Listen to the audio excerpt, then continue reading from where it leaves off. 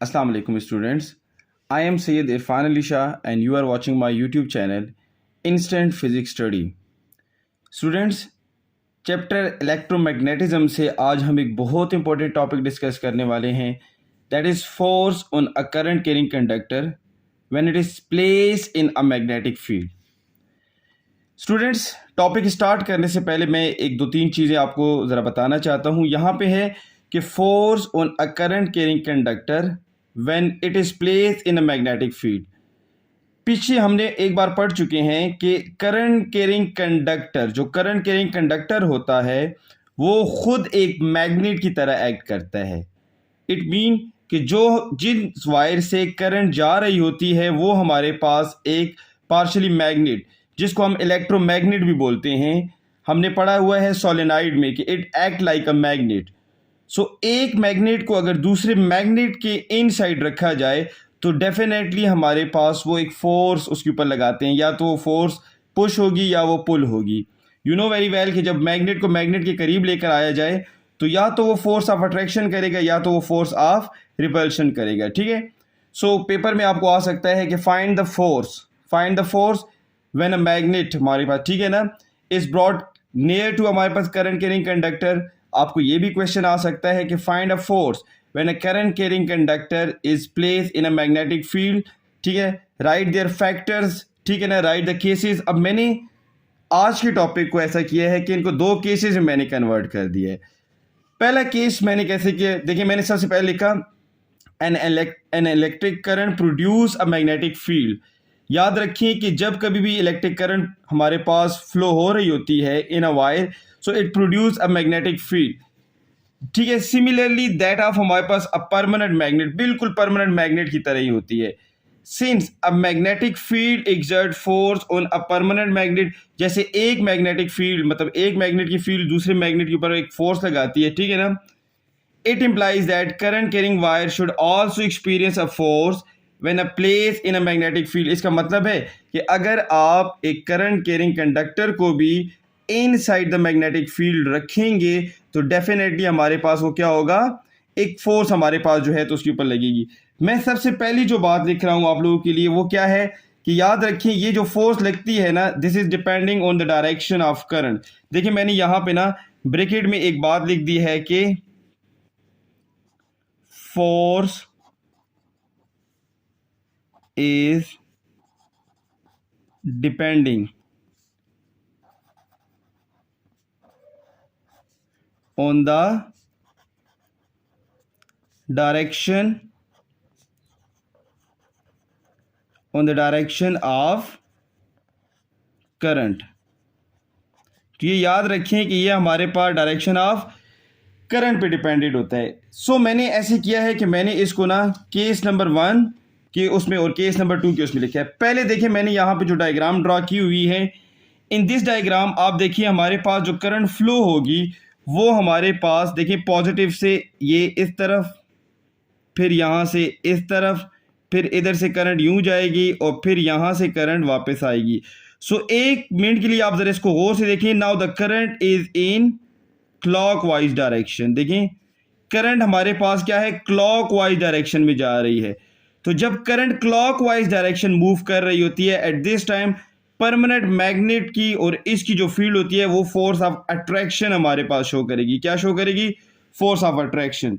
सो देखिए मैं इसको लिखता कैसे हूं, मैंने यूं लिखा है इसको कि when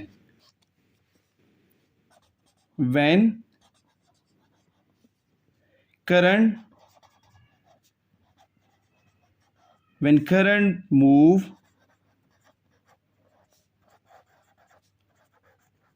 clockwise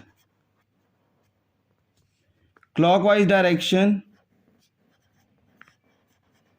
when a current move clockwise direction, ठीक है, इन द कॉइल, जो कॉइल हमारे पास ये होती है, ठीक है ना, in the coil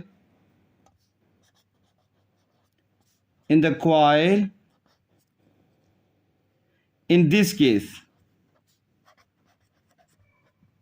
this case the force on the wire, या कंडक्टर भी आप लिख सकते हैं, या आप जो है तो इसको कॉइल भी लिख सकते हैं, ठीक है। So the force on the wire, so the force on the wire is pulls, mean pulls force हमारे पास होती है टुवर्ड्स टुवर्ड्स लेफ्ट हमारे पास, ठीक है ना, लेफ्ट साइड। लेफ्ट साइड का मतलब मैंने यहां पे ये लिखा है कि देखिए जब क्लॉकवाइज हमारे पास यहां पे ना क्लॉकवाइज डायरेक्शन में देखिए हमारे पास करंट मूव हो रही है तो मैग्नेट इसको अट्रैक्ट करेगा। इसको हम ये भी बोल सकते हैं कि हमारे पास एट दिस टाइम हमारे पास फोर्स ऑफ अट्रैक्शन प्रोड्यूस होती है। कौन सी फोर्स प्रोड्यूस होती है? That is force of attraction. Now this is the case number 1। ये जो अभी मैंने आप लोगों के लिए लिखा है this is the case number 1। In case number 1 पे हम क्या स्टडी कर रहे हैं कि फोर्स ऑफ अट्रैक्शन हमारे पास हो रही है, ठीक है। This is the case number 1, ठीक हो गया। नाउ अब जरा 1 मिनट के लिए ना हम केस नंबर 2 पर आ जाते हैं, ठीक है। इन केस नंबर 2 हमारे पास देखें क्या हो रहा है कि वही हमारे पास सर्किट है। हमने करंट, मैंने पहले कहा है ना कि जो फोर्स होगी वो डिपेंडेंट होती है किस चीज़ के ऊपर, वो हमारे पास द डायरेक्शन ऑफ करंट पे हमारे पास डिपेंडेंट होती है। नाउ इन दिस केस देखिए हमारे पास अब करंट क्या हो रही है, करंट यहाँ से यूं जा रही है, यहाँ से यूं आ रही है, फिर इधर से यूं आकर यूं जा रही है। ज़रा आप गौर से देखें, now the current in the direction of anti clockwise direction. देखिए जब एंटी क्लॉकवाइज डायरेक्शन में हमारे पास करंट मूव करती है तो परमानेंट मैग्नेट, जो मैग्नेट होता है और जो कॉइल होती है दोनों मैग्नेट्स ही हैं, तो ये क्या करते हैं, फोर्स ऑफ रिपेल, ये हमारे पास अब पुश वाली फोर्स लगाएगा, ठीक है ना। सो देखिए अब हम इसको ऐसे, मैंने इसीलिए 2 केसेस में लिखा है कि आपको इस पे लिखते हुए आसानी हो जाएगी, सही है। जब 2 केसेस हो जाते हैं तो फिर आपको उसमें लिखते हुए ईजी हो जाएंगे आप लोग, ठीक है। नाउ देखिए मैंने यहाँ पे क्या लिखा, when current move now anti-clockwise direction,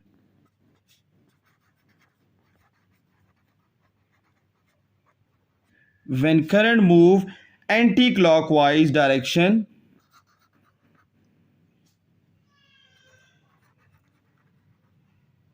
तो देखिए anti clockwise in the coil, तो अब क्या होगा, in this case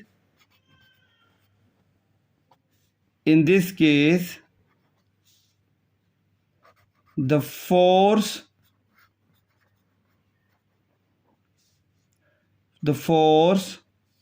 on the wire, on the conductor, on the coil, आप कुछ भी लिख सकते हैं, ठीक है। On the wire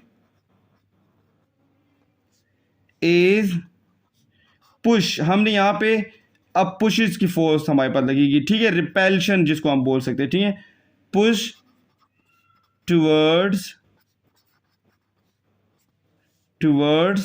right. Now this is the force of रिपेल्शन। It mean that कि जब आप डायरेक्शन चेंज कर देते हैं करंट की, ये देखिए मैंने करंट की डायरेक्शन चेंज करके एंटी क्लॉकवाइज डायरेक्शन में किया, तो अब मैग्नेट और कॉइल आपस में फोर्स ऑफ रिपल्शन कर रहे हैं। सो स्टूडेंट इन 2 केसेस में मैंने लिखा है, बुक में कोई केस नहीं डिस्कस हुआ, मैंने 2 केसेस इसलिए बना लिए हैं कि एक तो आप लोगों की वहाँ पे पेपर में जो अटेम्प्ट होती है वो भी अच्छी बन जाती है, दूसरा हेडिंग्स बन जाती है और जो आप बोलना चाहते हैं वो ईजी हो जाता है। नाउ देखिए थर्ड हेडिंग मैं क्या बनाना चाहता हूँ, थर्ड हेडिंग मैंने बनाई है फैक्टर्स। थर्ड जो मेरे पास हेडिंग है दैट इज हमारे पास फैक्टर्स। नाउ स्टूडेंट्स यहां से मैं अब एसएलओ को बेसिकली डिस्कस करने वाला हूं। असल में पिशावर की बुक में, पिशावर बोर्ड की जो बुक है उसमें और फिर आगे जाके एफएससी की बुक में ये टॉपिक है भी इस तरह कि देखिए हमारे पास टोटल 4 हमारे पास क्या है, फैक्टर्स होते हैं, ठीक है ना। अब वो 4 फैक्टर्स हम 1 बाय 1 डिस्कस भी करते हैं। यहाँ पे मैं लिखता हूँ नंबर 1 जो मेरे पास फैक्टर है वो मेरे पास क्या है, नंबर 1 है current in the wire is increasing. अगर आप करंट को इंक्रीज कर देंगे तो definitely magnetic force of attraction या मैग्नेटिक फोर्स ऑफ रिपल्शन भी इंक्रीज हो जाएगी। तो पहले मैंने लिखा the current in the wire is increased। अगर आप करंट को इंक्रीज कर देते हैं, अब मैं ना मैथमेटिकल फॉर्म भी इसकी लिख रहा हूं जो कि बुक में नहीं है। मैंने देखिए इसके सामने करंट को डिनोट किया है आई से, ये देखिए मैंने नंबर 1 आई लिख दिया, ठीक हो गया। नाउ नंबर सेकंड देखें, नंबर सेकंड फैक्टर मेरे पास क्या है, strength of magnetic field is increase. अगर यहाँ पे आपने जो मैग्नेट यूज किया हुआ है वो स्मॉलर मैग्नेट है, ठीक है ना। अगर आप बड़ा मैग्नेट ले लोगे तो मैग्नेटिक फील्ड भी ज्यादा हो जाएगी। सो देखिए मैं सेकंड फैक्टर क्या लिख रहा हूं, strength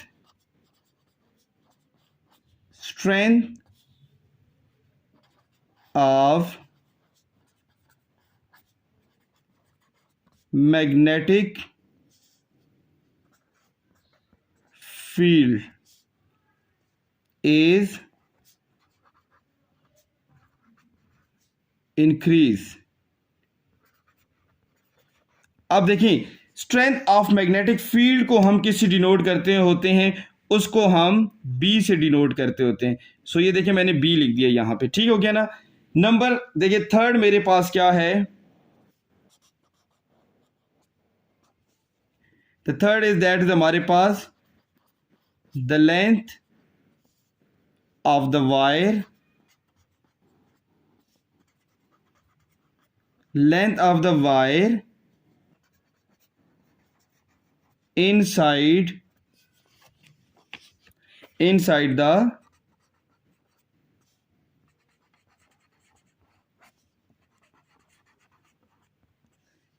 the magnetic field is increased। अब देखें लेंथ को मैं किस चीज से डिनोट कर रहा हूं, that is L. So student एक मिनट के लिए देखिए, फैक्टर मेरे पास current, magnetic field and length of हमारे पास वायर पे डिपेंडेड है। सो देखिए मैंने यहां पे क्या लिख दिया, इट मीन दैट कि force is directly proportional to I B and L. अब देखिए स्टिल यहां पे साइन ऑफ प्रोपोर्शनैलिटी है। जब मैं साइन ऑफ प्रोपोर्शनैलिटी को रिमूव करूंगा तो यहां पे मैं एक कांस्टेंट पुट करूंगा। सो मेरे पास यहां पे कांस्टेंट होता है एफ इज इक्वल टू के आई बी एल, वेयर हमारे पास K is constant of proportionality and its value is equal to 1। जब इसकी वैल्यू 1 है तो मैं यहां पे 1 लिख के इसको रिमूव कर सकता हूं। ओके स्टूडेंट, यहां पे एक बहुत इंपॉर्टेंट बात आप लोगों को समझाना चाहता हूं। याद रखें ये फोर्स हमेशा परपेंडिकुलर डायरेक्शन में लग रही होती है। मैंने यहाँ पे देखे ना 1 2 3 फैक्टर देखे हैं, 4 जो फैक्टर है वो हमारे पास डायरेक्शंस हमारे पास आ जाता है, ठीक है। और परपेंडिकुलर डायरेक्शन में हमेशा हमारे पास जो साइन 90 होता है वो 1 की इक्वल होता है, जो कि मैक्सिमम है। सो देखिए यहाँ पे मैं लिख सकता हूँ कि एफ इज इक्वल टू, के तो 1 है तो अगर मैं 1 ना भी लिखूँ तो कोई फर्क नहीं पड़ता, I B L sine theta. So student ये मैंने द वैल्यू ऑफ फोर्स क्या कर ली है, फाइंड आउट कर ली है। ये आपका एसएलओ बेस था, ये जो मैंने अभी आपके लिए डिस्कस किया है, दिस इज हमारे पास एसएलओ हमारे पास, ठीक है ना। सो स्टूडेंट्स आज के टॉपिक में हमने डिस्कस किया है कि हम जो है तो करंट इन द कॉइल जो हमारे पास फ्लो हो रही होती है, when it is place in a magnetic field, तो वो हमारे पास force of attraction and repulsion करती है। सो देखिए यहाँ पे भी एक केस मैंने यहाँ पे डिस्कस किया है आप लोगों के सामने। In this case current is clockwise direction में था तो फोर्स ऑफ अट्रैक्शन थी हमारे पास, ठीक है ना। नंबर सेकंड केस जो मैंने डिस्कस किया है उसमें देखिए हमारे पास जो करंट है that is anti clockwise direction हमारे पास, तो ये देखिए हमारे पास फोर्स ऑफ रिपल्शन इस्तेमाल हो रही है, ठीक है, फोर्स ऑफ रिपल्शन प्रोड्यूस हो रही है। देन मैंने यहाँ पे फैक्टर्स लिखे और फैक्टर्स के मैंने मैथमेटिकल फॉर्म भी निकाली, ठीक है। सो मैथमेटिकल फॉर्म बुक में नहीं है, इसको आपने लाजमी यहाँ से कर लेना है। पेपर में क्वेश्चन अगेन देखें सुनने आता है कि find the force on a current carrying conductor when it is place in a magnetic field. Force आपने फाइंड आउट करनी है when it is place in a magnetic field. देखें ये आपके पास क्वेश्चन भी आता है, ठीक है। सो स्टूडेंट्स वीडियो को देखें भी और आगे भी शेयर करें। कमेंट करना ना भूलें। एंड जिन बच्चों ने चैनल अभी तक सब्सक्राइब नहीं किया तो प्लीज़ चैनल सब्सक्राइब कर दें और बेल का आइकन प्रेस करें ताकि न्यू वीडियोज़ की अपडेट आप तक आती रहें। Thank you so much.